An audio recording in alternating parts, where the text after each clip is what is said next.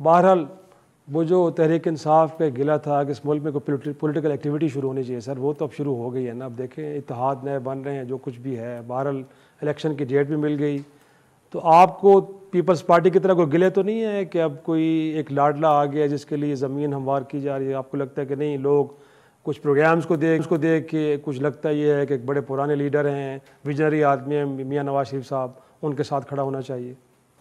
बिस्मिल्लाहिर्रहमानिर्रहीम। देखिए, पाकिस्तान तहरीक इंसाफ को कोई गिला नहीं है, अलबत्ता ये ज़रूर है कि अल्लाह ताला ने सारी चीज़ें आवाम के सामने खोल कर रख दी हैं।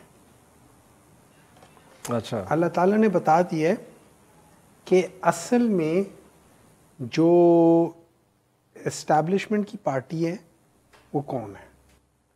जो असल में बंदा है, जिसको कन्विक्टेड बंदे को जिस तरीके से लाया गया, सारे लॉज को हटा हुटू के, यहाँ तक कि वो एक जज है, उसने इस बेसिस पे रिज़ाइन दे दिया है।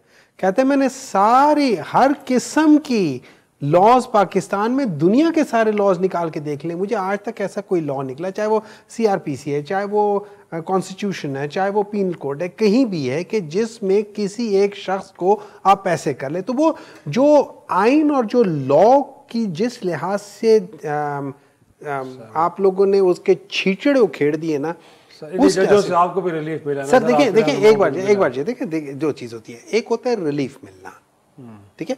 रिलीफ मिलने का मतलब यह है कि एक डिसीजन है आपके खिलाफ और उन्होंने आपको कह दिया इसमें आपको बेल दे दी है, that's a kind of relief, ठीक है। एक है मैंने आपके ऊपर गलत केस किया और आपका वो केस वो कर दिया, इसको रिलीफ नहीं कहते। ये तो आपके साथ जो ज्यादती हुई थी केस की, उसकी वजह से हुआ है। लेकिन अगर मुझे रिलीफ देना है तो मेरा एक तरीका कार तो होना चाहिए ना। मैं अगर कॉन्विक्ट हूं, मैं अगर आपने वो सेक्शन 401 डाला हुआ है जो कि चोर उचक्कों के लिए होता है कि जिसने चोरी की है उचक्का के, उसके ऊपर आप 401 करके उसकी सजा माफ कर देते हो। वो भी आपने कहा हुआ है कि उन चोरों के ऊपर है कि जिन्होंने अपनी सजा पूरी कर ली है लेकिन पैसे नहीं है, गरीब चोर, या वो चोर हैं कि जिन्होंने 75% अपनी सजा पूरी कर ली है, उसको आप छूट दे दो, या फिर वो जो बीमार है चोर, और या फिर इस लिहाज से, तो उस बेसिस के लिहाज से आपने 401 कर दिया। ये भी निगरान हुकूमत का काम नहीं है, ठीक है।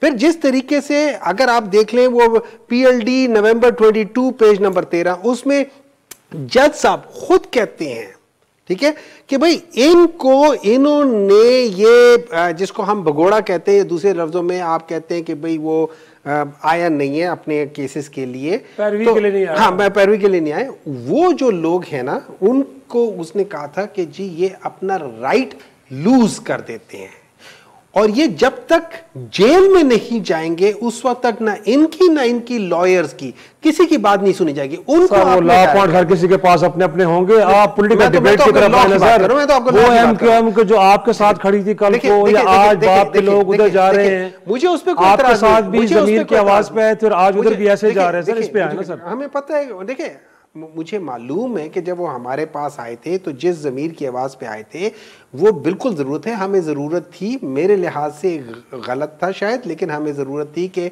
वो हम अपनी गवर्नमेंट बनाने के लिए हमें बाज़ नंबर की ज़रूरत थी, तो हम लोगों ने उसके लिए नेगोशिएट किया। वो ऑब्वियसली उन्होंने कहा इनको कि आ जाओ, तो वो आ गए, बाप वाले भी आ गए, सारे आ गए, वो अपनी जगह है, ठीक है। लेकिन इन लोगों ने जो जो बातें कही थी बाप वालों के बारे में, इन लोगों ने जो जो बातें कही थी मुझे तो असल सवाल जो अभी उठता है और जो मैं इलेक्शन कमीशन से और सुप्रीम कोर्ट से पूछूंगा कि जब बाप जम हो गई है पाकिस्तान मुस्लिम लीग नून में, तो ये प्राइम मिनिस्टर और ये इंटीरियर मिनिस्टर ये तो बाप के हैं, तो ये क्या ये निगरान हुकूमत बायस्ड है या अनबायस्ड है? इस पे एक सवाल, एक लीगल क्वेश्चन तो उठ सकता है कि इसका क्या होगा, क्योंकि इसके ऊपर तो अब एतराज हो जाएंगे, सब लोगों को एतराज हो जाएगा, क्यों ये अब डायरेक्ट उनकी पार्टी के लोग हैं।